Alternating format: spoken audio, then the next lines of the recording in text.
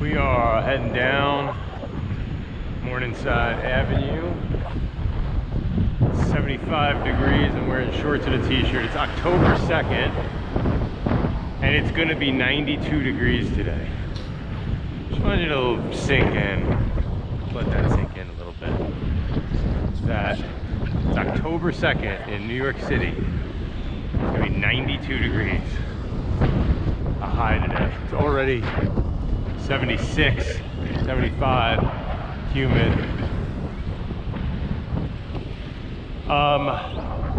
Couple of things. I've got kind of like a runny nose, so I don't sound great. The new GoPro is coming out. It's the GoPro 8, black, GoPro 8. And apparently there's like a whole bunch of updates and things. I was reading about it. It's pretty cool, I'm not gonna lie. It's got an integrated, like the hook, the thing that you would attach the camera to. Well, this Bernie sticker person is making her way through this red light. I'm progressive, healthcare for all, and also I need to get my car through this red light, even though it's a red light.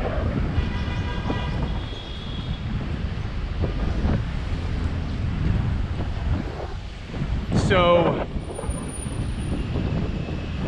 yeah, a couple things to talk about. One is, let's see, this GoPro. So it's pretty cool. It's got a whole bunch of features. Better quality, I think improved battery, certain things like hyperlapse. But I think the big thing for me is that you don't have to put the camera into a separate case to put it on the on your helmet. All right, so the way it is right now is, oh man, I think I'm missing this light here.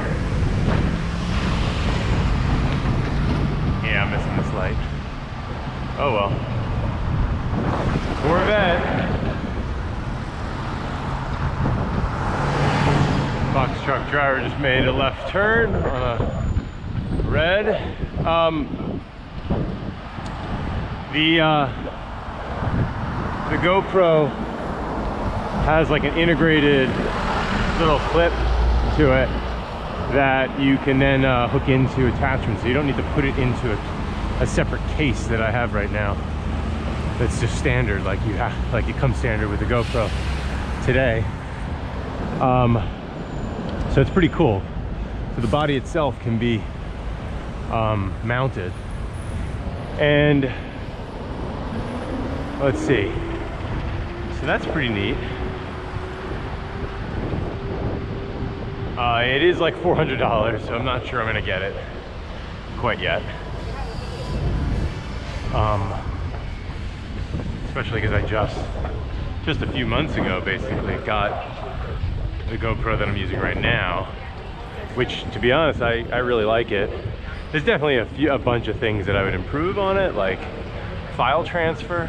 Like, it does not really interact well between on the phone, you know, with my phone. The app is kind of meh. Like, I can't easily take a 40-minute, 30-minute video and quickly edit it down to just like, here are the highlights.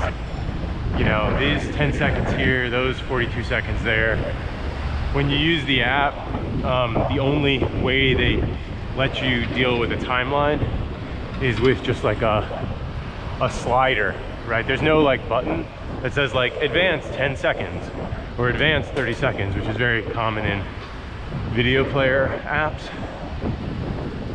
And instead with this, like, you have to be very precise with your little finger on the, you know, on the screen, and that's kind of not very useful when you're trying to find very specific things. And there's no easy like edit. You can like edit a clip, but yeah, it's pretty, I don't know, it's pretty clunky.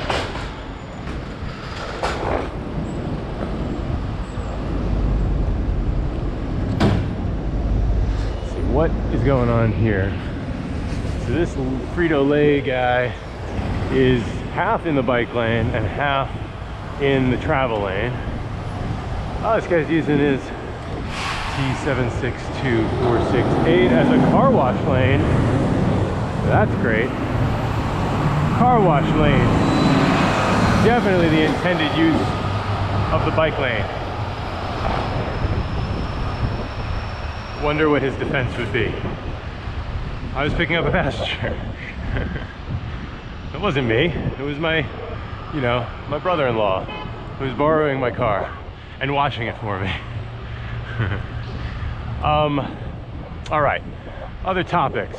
A couple of things I posted yesterday got a little bit of a little response. So I wanted to sort of tackle a few specific issues head on. And I think we should just start with like one of the go-tos of a lot of this debate around parking, which is like, I don't think anybody really,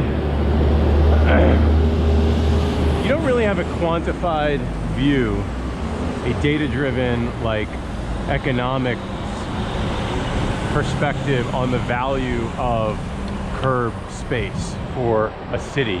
Because it might vary. It might actually vary quite a bit from street to street, neighborhood to neighborhood, all that. But we don't even have that. You know, the conversations that you typically have, even from the DOT, which should be data-driven, is just, oh, there's 25 parking spaces. That's 400 parking spots. But it's unclear, like, what the value is. And we all know, and then we can make decisions as a city for how you want to allocate that space.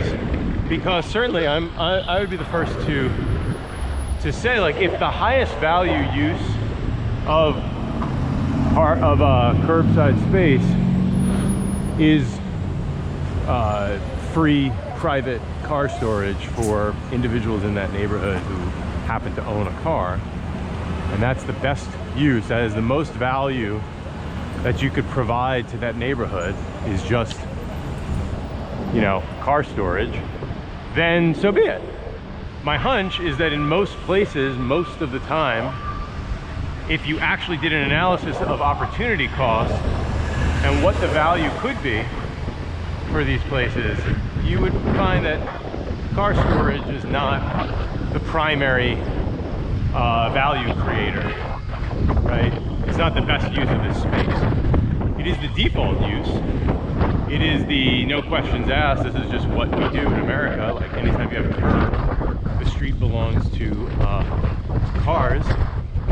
And so by definition, by default, it just becomes car storage. Even places that are clearly not car storage, like no parking zones or bike lanes or sidewalks, virtually everything becomes car storage.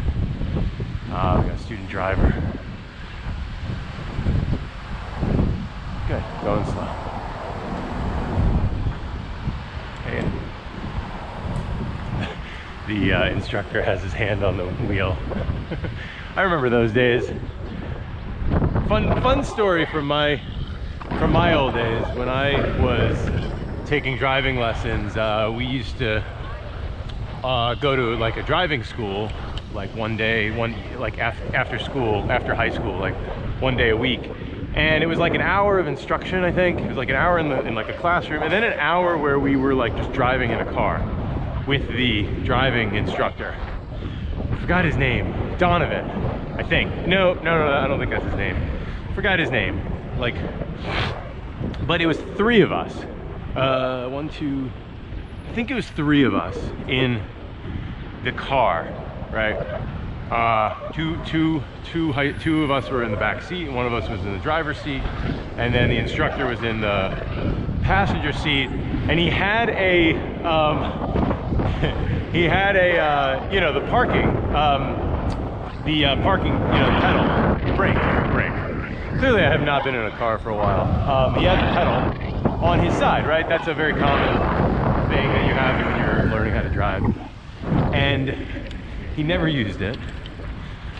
Except one time when I was, I think, exiting.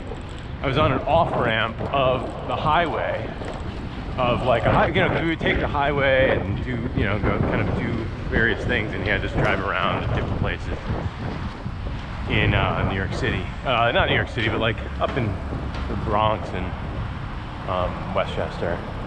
And we were coming off an off ramp, and I was taking it way too fast, and we had to hit a kind of a roundabout, and he actually used his brake because I would have gone kind of through a red light because I really just completely misjudged it, and I didn't brake hard enough. Basically, I was going, I don't know, 50 miles an hour off this thing, and I just didn't do it.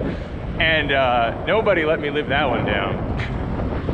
The other guys in the car, they were like, "Oh, he used the thing on you." And then ever since then, I was the one who our instructor used the brake on, which meant I sucked at driving. So I can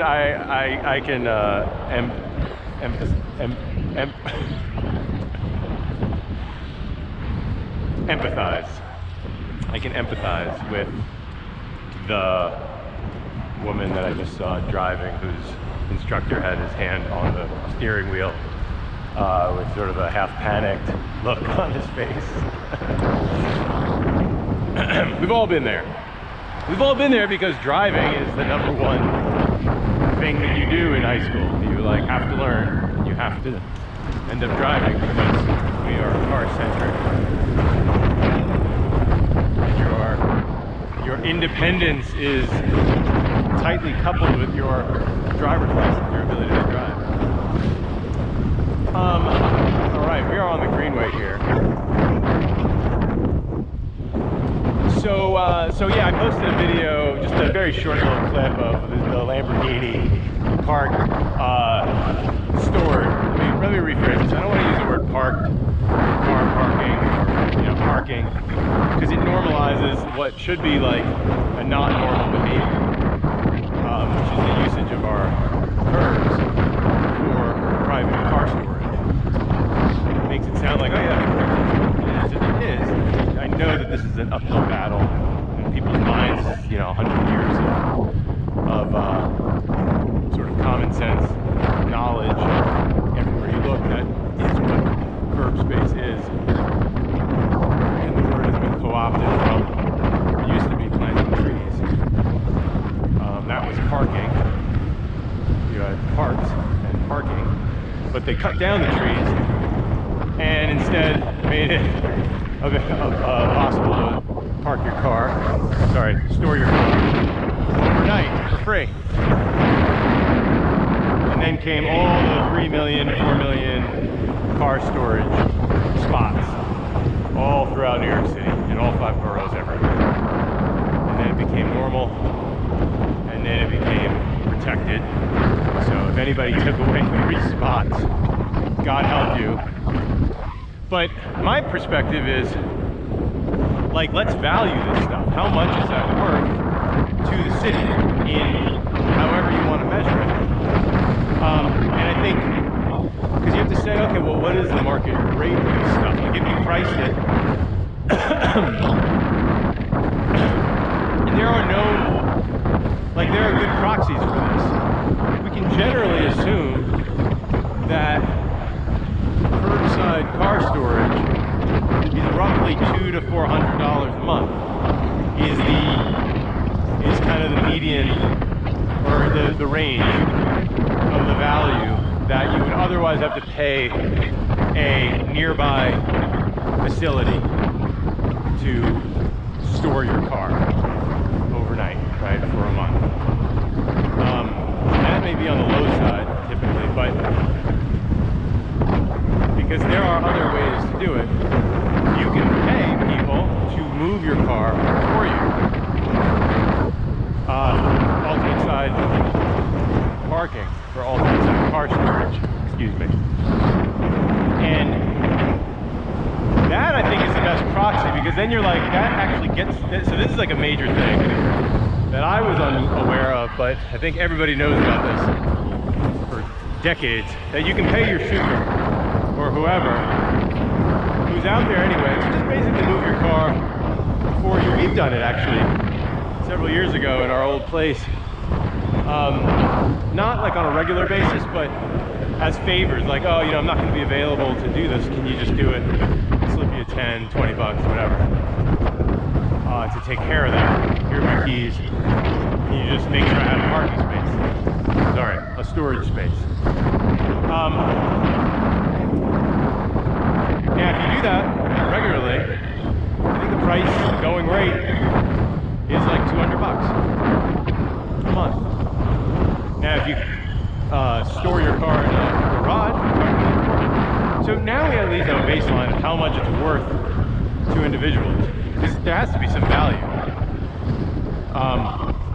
Clearly, if you own a car, you're in the minority. You're already in a pretty small minority of New York families who own private vehicles, not for work. If you own it for work, which I often see lots of contractors have their cars and vehicles stored. I see lots of taxis, green cabs, that kind of thing. That's business. And you know, my position on that is if you're operating, I'm not allowed to just store my inventory on the street. I'm not allowed to do stuff like that. So why is the exception carved out for operating a vehicle? I mean, a vehicle is your means of livelihood, right? It's a green cab, yellow cab, an Uber, whatever. And it's, you know, that sucks, but these are the externalities that are not factored in to the licensing. And having a car for quote unquote work to make more money, you're handing off the cost of street storage onto New York City, local residents. Now let's talk about, like, well, that's kind of a position, is like, all right, that's the value. So if we as a city are comfortable handing off, let's say 3 million spaces times, you know, $200 is a lot of money. $600 million a month of free storage. $72 million. Wait, hold on, 600. No, it's like 7.2 billion with a B. So let's say it's into billions of dollars that car storage costs the city. Sorry, I can't do math while I'm going up a hill.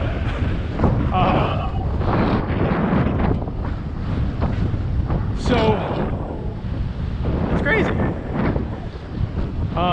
That money could be used for a lot of other things. That property could be used for many, many other things. And I think that's the debate we haven't really had. Occasionally, I think you have these debates, but they end up being very poorly, there's no data, and there's really not, it's not like a fair fight, right? So I could think there was a time when citbike was moving into Harlem, moving in like they're controlling things. No, they were looking for space to put the docks.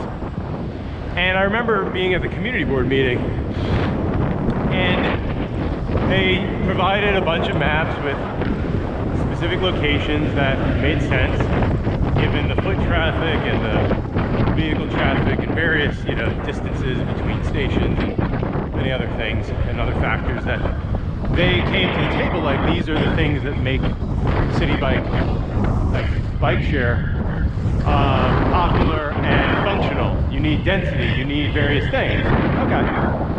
But this was basically saying, here's value that we're providing in place of car storage. So there are very specific areas where you'd say, all right, there's literally 4 car spots there in front of this store. And the community board, so that's a really great example. We actually did have that debate, but it was not really a debate, I think. It was just like, the community board just shrugged and was like, well, just put it all on the sidewalk, and that's what we ended up getting. All of Harlem if you look at all the city bike docks in all of Harlem, above 110th Street, east, west, all over, they're almost entirely on the sidewalks. No car storage spaces were taken away, quote unquote. I'd say repurposed, making those spaces much less safe, because as a cyclist you then have to navigate around these vehicles that are all parked, double parked, right? It's often right next to bike lanes that are just painted. So you've got plenty of situations where where there's lots of conflict. And that's kind of, anyway, that's one example where you can say, look, docks for bikes are a different use of curbside space. There's plenty of other things. We could take all your garbage and put it on containers on the street. We repurpose what would be a single space for a suburban. You could put much cleaner facilities for storing trash. Something that all New Yorkers know pretty well is that we throw bags of trash all over the sidewalk. You watch garbage men and women do their job, and they basically have to like shimmy through bumpers because you have all these parked cars, and they have to carry bags of trash from the curb or from the sidewalk between parked cars because there's no space, and then throw them into their garbage truck. So there's another great use, but we haven't valued that. Like, you don't even know how much more efficient garbage collection be. What would be the value in terms of a reduction in rats and cleanliness and just like local value? Like, all those things I don't think I haven't seen any kind of analysis on any of this kind of stuff. And those are the kind of things, and you could say, all right, here's or nothing, right? So another option might be simply having free space. Just saying this is just empty space. We would prefer to have nothing than storage for vehicles, because it calms the street down. You don't have people jockeying for for parking spots in the middle of the night. You don't have people double parking and all these kinds of things. Maybe you want space just for the sake of space. Like, that alone has value, but we haven't really determined the economic value of it. And I think we should, or at least I haven't really seen much analysis, so the debates don't really discuss that. So circling back, so when I brought up this Lamborghini was parked on Riverside Drive, I tweeted, oh, well, there's space for everything. That's true. There's four traffic lanes, 2 going in each direction, plus 2 additional car storage lanes that are dedicated to just parking vehicles, storing your private car. That's it. That's 6 lanes for cars, 0 dedicated lanes for anything else. And his point was, oh, well, there's not a lot of traffic there, so yeah, you could. So he's just saying, why not both, which is fine. But it gets to the heart, which is, he also said, oh, well, look at the other cars. I mean, you're pointing out the Lamborghini. My point in pointing out the Lamborghini is that is the kind of most extreme example, because that is what you end up gravitating towards. We already know that the richest people are the ones who own the cars in New York City. And you know how much these cars cost, and you know how much your monthly costs are. I mean, I know, we had a car. I talked to people, it's a lot of money. So for these people to say they must have free car storage is preposterous. It makes no sense. And it's basically having a debate where you're not bringing the real data to the table, which is, how much is this stuff worth to a community, to the city, because it has to have some value. Otherwise, you've incentivized parking, right? And everybody just complains that there's not enough parking. There's not enough parking. There's not enough parking because there's no prices on parking. Because nobody's paying for parking.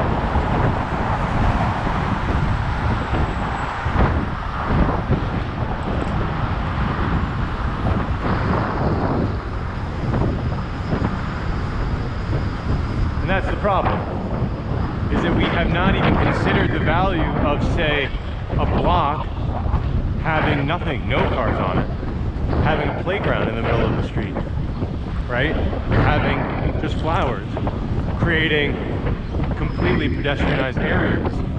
We haven't even talked about that. It doesn't even come up. And that's what's so depressing about these arguments, is that by default, we basically are saying, well, the best value for the city is to put car storage. That's the best value, automatically. Look at this. Here we have 3 city bike riders. I am going through red light, but I just want to point out, you have a cement truck. Look at how many cars are blocking these 30 people here who have the right of way. And that is a system that has failed us. Absolutely failed. You have the Intrepid, a beautiful day. All kinds of people come and visit, and then we give them a 12-lane highway that they have to go around cement trucks to get through. There's hostility on every side. So, anyway. And then the other kind of point that this guy said is, oh, well, you know, why don't I was saying, you know, we should have a bike lane, like a real bike path on Riverside. And this is a common refrain, which is, oh, well, there's already something else that exists, so why don't you just use that?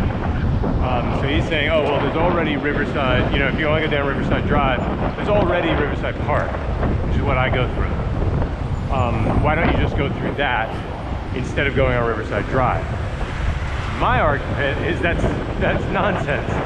Why do drivers have the only right to get from A to B in the most direct route? Why do I have to go? So if I want to go 10 blocks south on Riverside Drive, you're saying the safest way, the best way for me, is to go completely out of my way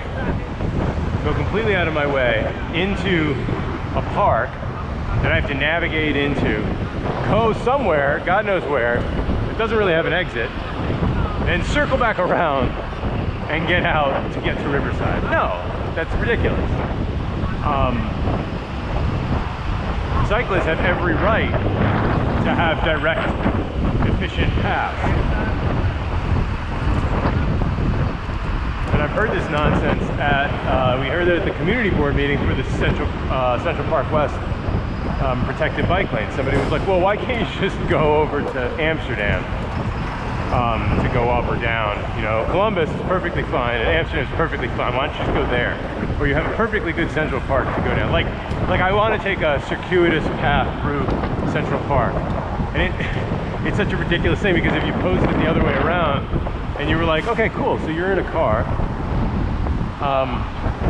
and you want to go 10 blocks north on Central Park West, and I said, no, you don't get to go on Central Park West, even though it's the most direct route. You don't get to go that way. Why don't you go all the way to Riverside Drive? There's a perfectly good route there, 1 mile west, you know, to go 10 blocks north, and then you come back on 72nd Street or whatever, 59th to 72nd, if that's where you want to go. You'd be like, that's insane, even though you're in a car, which presumably is a lot less work, because all you need is a functioning foot and maybe some vision, right? Okay. So like flip the argument, and it's so ridiculous that you wouldn't even make that argument. And that's kind of what we're asking when we ask for bike paths and pedestrianization. we're basically saying like, yeah, I want this side of the highway. And if you want to go, you know, wherever, you basically have to go kind of like a subway where you have to go in a car. If you want to get to somewhere, you have to take the highway, you know, and it's express. You got to go a mile down, and then you can enter one of these safe streets and go up to get to your location. But we don't want through streets that are at speed. We don't want that going through the city.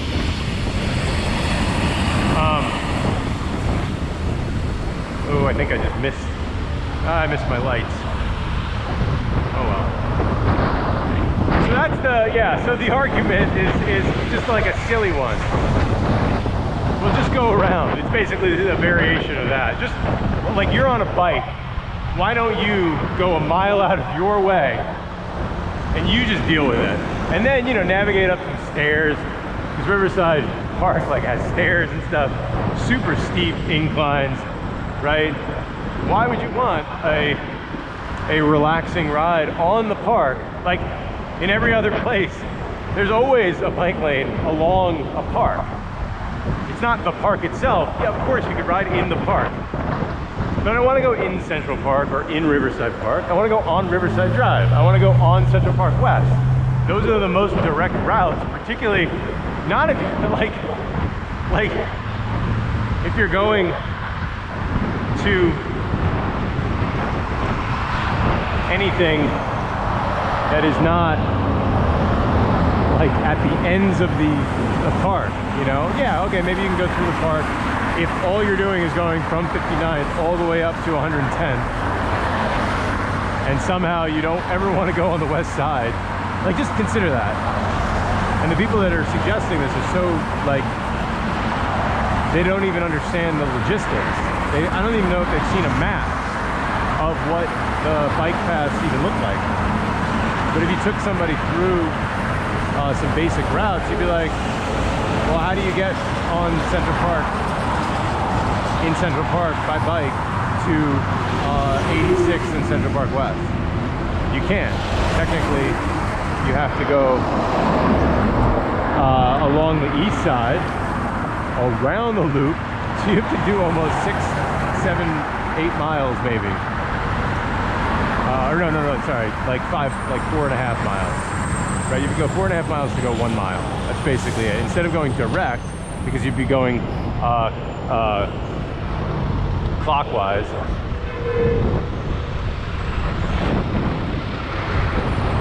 Right, clockwise would be the most direct route, but you're supposed to go counterclockwise on the loop, I believe. Is that right? Yeah. And here, the most dysfunctional thing. So the other comment that this guy said is this is a stupid bike lane, because look at all the, you know, all the cars and pick up and drop off. God didn't create this as a drop off, as a loading zone for this giant truck to be here. This is created by people. We can control this. We just choose not to. Like, yeah, this is totally a loading situation here. This SUV is just sitting here, perpendicularly parked, both blocking the sidewalk. Excuse me, the right of way. Thank you.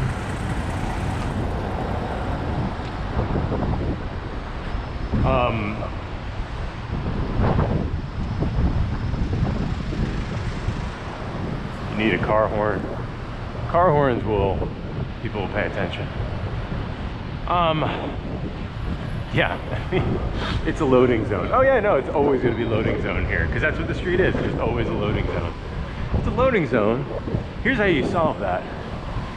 If you enforced any of these rules with tickets, with summonses that were high enough in price, you find the business a high enough price, they will change their behavior. They will find a different way to do it. Whether it means not loading at that time or loading in the middle of the night, or they will lobby for different rules or something, or they'll bring in different kinds of vehicles that don't block the whole way, or they'll figure something out. People are pretty smart. Businesses will find ways to save money. Right now, this is the most efficient, easiest way for them to do it, is to stick a vehicle perpendicular that blocks both the sidewalk and the bike lane. And then you just shrug and you're like, oh no, that's the best way to do it. That's the only way that it can possibly exist. Because we're stupid people, and that's the best idea we've ever come up with, is just have vehicles that during rush hour every single morning block the sidewalk in front of places that also have people who are coming to work. But keep that in mind, forget the bike lane for a minute. These guys are blocking the entire sidewalks. The entire sidewalks are blocked. Now you could say what you will, oh well, maybe that particular bike lane was not the best, whatever. It's irrelevant because the sidewalks are blocked. I don't know how clear I should say this, but these nincompoops who say that, like, oh well, that's a bad spot. So I have nothing but a blind spot here. And oh, I'm digging my bell. Dinging my bell. Don't hit me, because I'm digging my bell.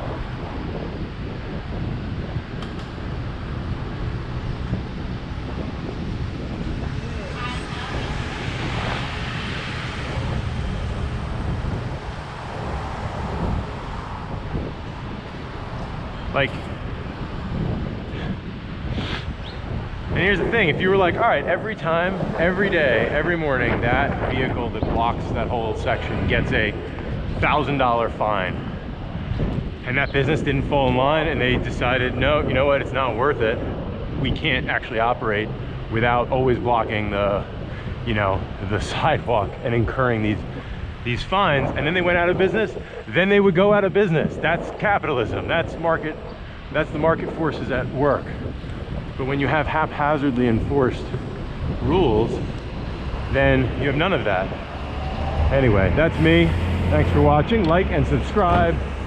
Leave a comment. And I will see you later today.